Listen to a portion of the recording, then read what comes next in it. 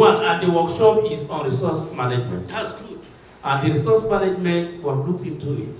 We see that most problem we are having is on this resource management. If you look at, for example, the mineral resources from the Niger Delta, they have been giving 13% and they keep on agitating and agitating. And it's making people lazy. Some people, when you bring that same amount to the federal government, they share. Some people now relax, they don't want to do anything in their own location. Yes. What we are saying is that every state, every region should go and look. There's no region in Nigeria that doesn't have one thing or the other as mineral resources.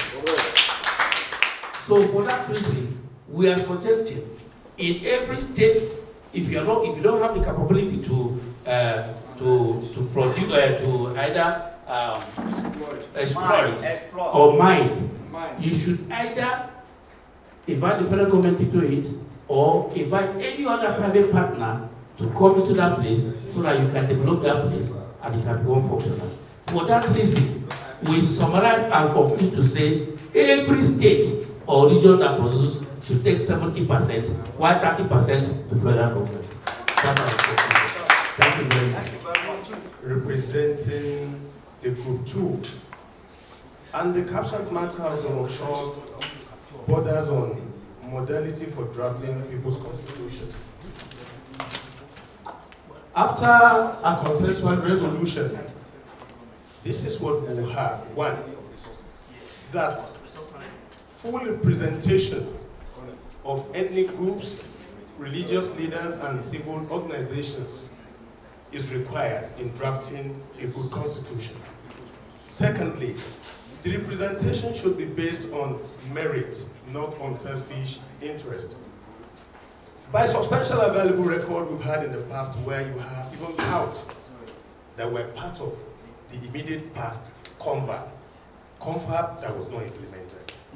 Three, the people that will sit for the constitution as a, is the continuation. Nominations of partakers of the people's constitution must be people free of criminal track records and bad reputation because they can amend the constitution to favor themselves. We've had cases like of such. We have people in power now that add criminal cases. If people like that are partakers of drafting of constitution, is going to be bastardized. 5, the session in which the people's constitution will be made should be based on fair hearing of all and fair play, not marginalization of people's opinion and thought. That means people must be represented from ethnic groups, region, and so on.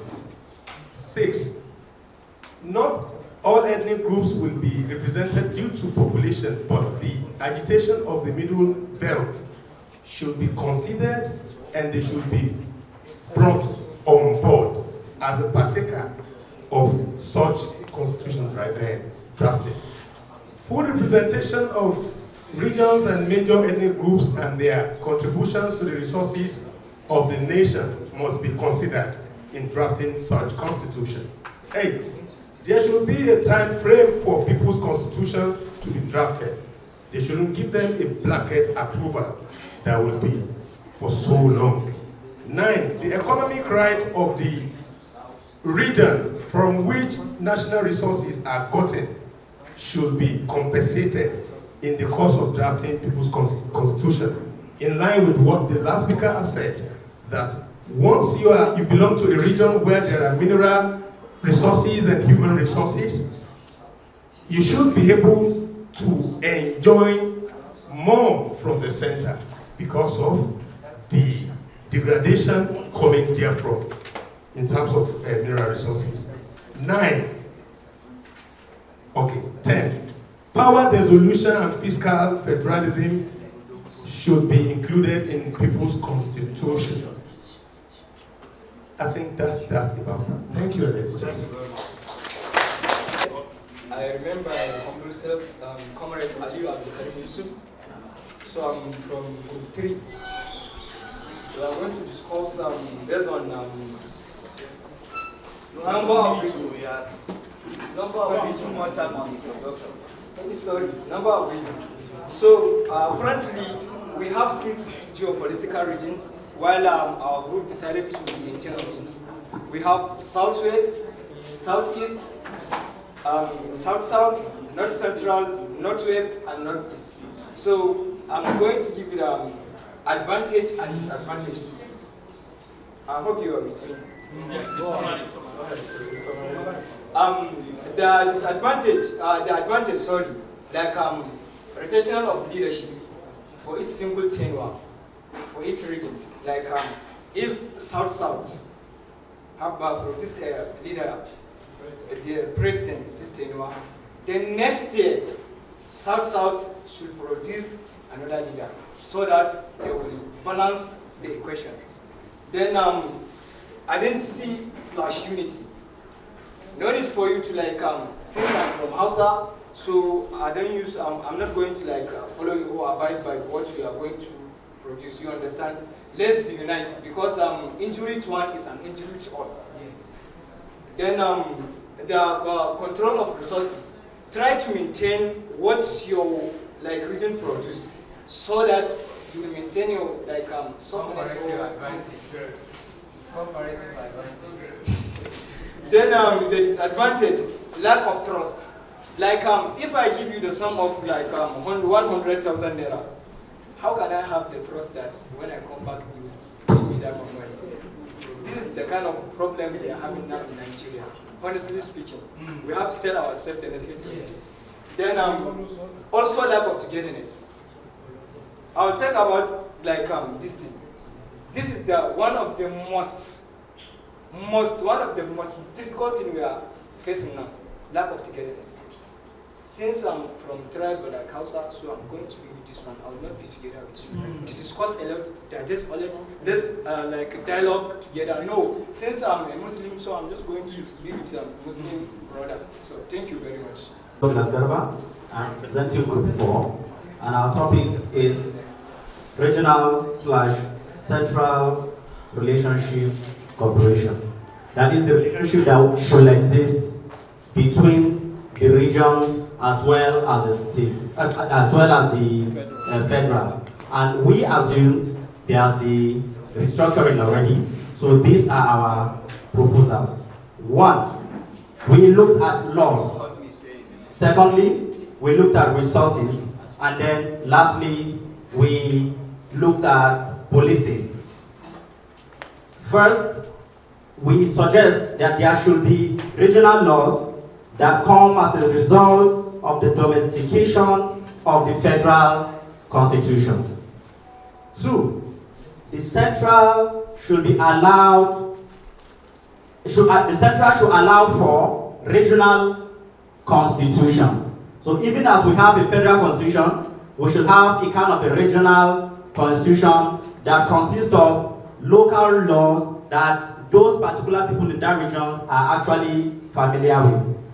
Three, capital offenses should be left for the federal level.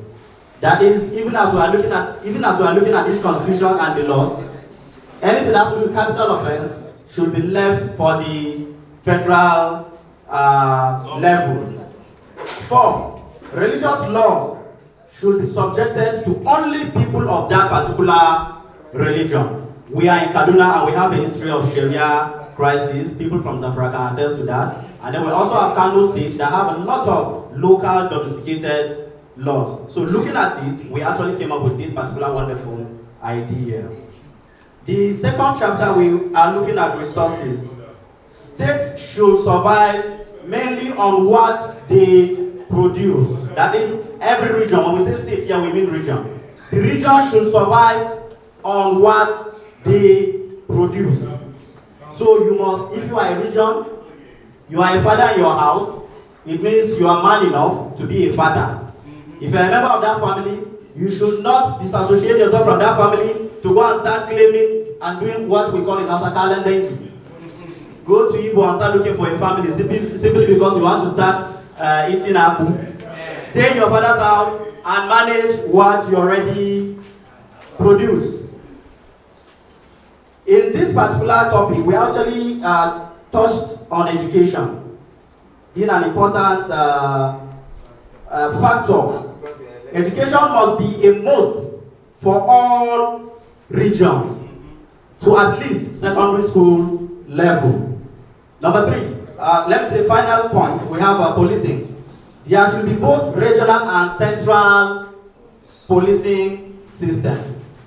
2, the central should control intelligence and military. That means the state should not control the military. It should be in the federal, as well as intelligence, maybe DSS and so on and so forth. Then number 3, traditional heads or traditional rulers should participate in policing, planning, and implementation. Thank you very much.